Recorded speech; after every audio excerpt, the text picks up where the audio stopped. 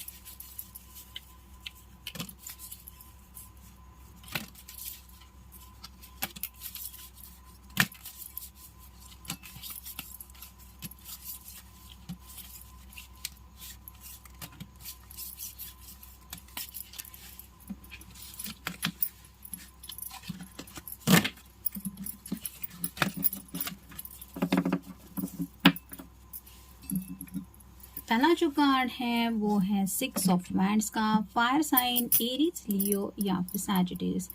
ये जो पर्सन है ये ज़िंदगी में सक्सेस हासिल करना चाहता है, यानी कि उसको ऐसा लग रहा है कि सब लोग उसकी तारीफ करें। और जैसे कहते हैं ना कि सक्सेस हासिल करने के लिए हर किसी को किसी न किसी स्ट्रगल से गुजरना पड़ता है, यानी कि हर किसी की ज़िंदगी में एक ऐसा दौर ज़रूर आता है जब उसको ऐसा लगता है कि लाइफ में उसके साथ ही ये सब कुछ हो रहा है। वो अकेला ही है जो एफर्ट के लिए इस तरह से मेहनत कर रहा है और उसके मेहनत का फल मिलने के लिए उसको काफ़ी वक्त लग रहा है। तो यहाँ पे भी इस पर्सन की शायद ऐसी हालत है, मे बी इस पर्सन ने शायद सक्सेस की तरफ भागते हुए आपके प्यार को ठुकराया था या फिर उस प्यार की अहमियत को नहीं समझा था, और आज इसी सक्सेस को पाने की चाहत में जिस राह पे वो निकल पड़े थे, उस राह में उन्हें समझ में आ गया है कि यहाँ पे तो उनका साथ देने के लिए कोई है ही नहीं, और इसीलिए शायद ही इस तरह से ठोकरें खा रहे हैं। और उन्हें समझ में आ रहा है कि लाइफ में असलियत क्या होती है उस सक्सेस की। फिर है 2 of pentacles, earth sign Taurus, Virgo या फिर कैप्रिकॉर्न। यहाँ पे पेंटिकल्स रिप्रेजेंट करते हैं करियर को, फैमिली को और पैसों को भी, और साथ ही साथ ख्वाहिशों को भी। तो ये पर्सन काफ़ी ज़्यादा उलझ गए हैं इन सब बातों में, यानी कि बैलेंस फील नहीं हो रहा। शायद पैसा मिल रहा है लेकिन काम ज़्यादा करना पड़ रहा है। हो सकता है इतना सब कुछ कर रहे फिर भी फैमिली इनकी तरफ से खुश नहीं है, और साथ ही साथ इनके दिल की जो ख्वाहिशें हैं वो भी कहीं ना कहीं इनको ऐसा लग रहा है कि वो तो मुझे मिल ही नहीं रहा जो मैं चाहता हूँ या जो मैं चाहती हूँ। तो काफ़ी ज़्यादा स्ट्रगल भी उनको करना पड़ रहा है, और जो उन्होंने सोचा था वो तो रिजल्ट बिल्कुल भी नहीं मिल रहा। फिर है 4 of pentacles, earth sign Taurus, Virgo या फिर कैप्रिकॉर्न। यहाँ पे भी आप देख सकते हैं दिल के बहुत करीब इस पर्सन ने ये सब पेंटिकल इकट्ठे करके रखे हैं, जैसे ये सब मेरा है, मैं ये किसी को नहीं दूंगा, उस तरह की एनर्जी। तो शायद कुछ गिव एंड टेक की भी बात हो रही है।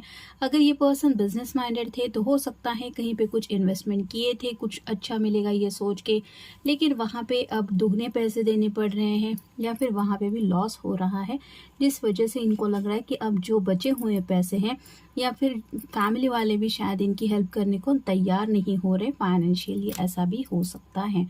फिर है द टावर, ये कार्ड रिवर्स आया है। तो यहाँ पे आप समझ सकते हैं कि ये पर्सन टावर मोमेंट से गुजर चुके हैं, यानी कि उनको ऐसा भी फील हो चुका है कि उनकी दुनिया में सब कुछ जैसे टूट के बिखर गया है। और जैसा कि हमारा टॉपिक ही है कि कोई ठोकरे खा रहा है, तो ये पर्सन ठोकरे ऑलरेडी खा चुके हैं, यानी कि इस फेज से जाने की वजह से उनको समझ में आ रहा है कि अब हाथ में कुछ भी नहीं बचा है, और इसलिए ये संभलना चाहते हैं खुद को, और शायद ये खुद अपने आप को नहीं संभल पा रहे, जिस वजह से उनको शायद आपकी याद आ रही है। फिर है द वर्ल्ड, यहाँ पे ये जो पर्सन है वो काफ़ी ज़्यादा फ्लेक्सिबल भी दिखाई दे रही है। तो आज भी उनके दिल की जो छोटी सी एक दुनिया है वहाँ पे आज भी ये आपको बहुत ज़्यादा मिस करते रहते हैं, यानी कि उन्हें एहसास है कि आज भी उनके दिल के किसी कोने में आपने वो जगह ज़रूर बना के रखी है कि ये पर्सन आज भी आपके बारे में सोचते हैं या सोचती हैं।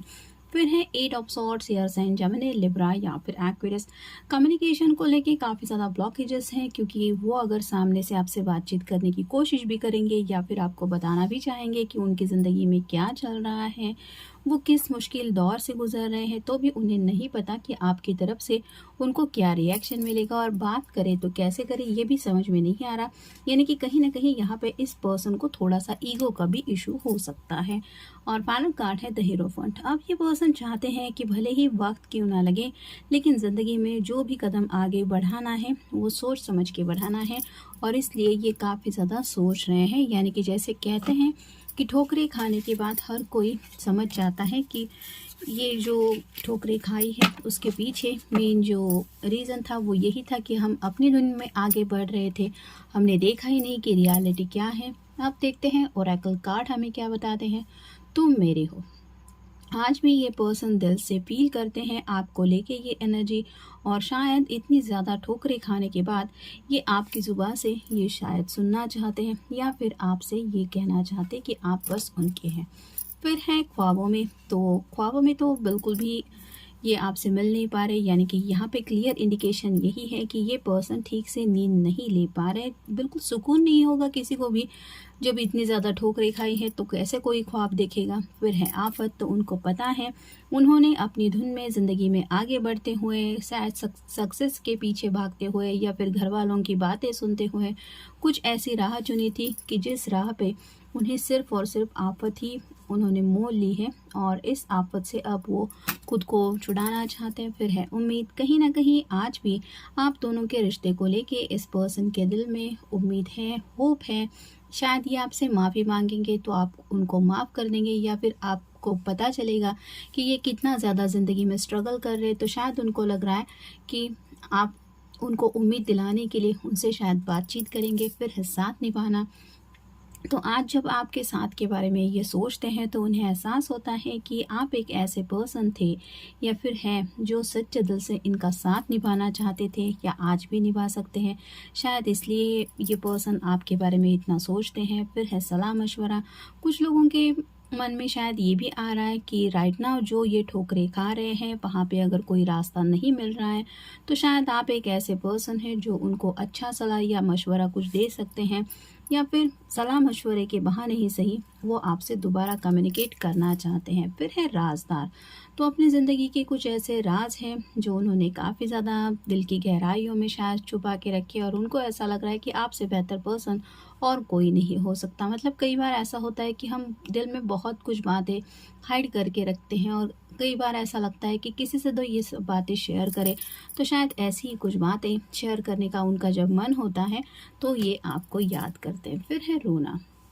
तो शायद इस पर्सन को अपनी किस्मत पे रोना आ रहा है, या फिर अपने हालात पे रोना आ रहा है। कुछ लोगों को शायद अपने कर्मों पे रोना आ रहा है, और आज जो अपनी हालत है इस बात को लेके काफ़ी ज़्यादा ये डिस्टर्ब है, जिसकी वजह से भी शायद इनको रोना आ रहा है। फिर है खूबसूरती।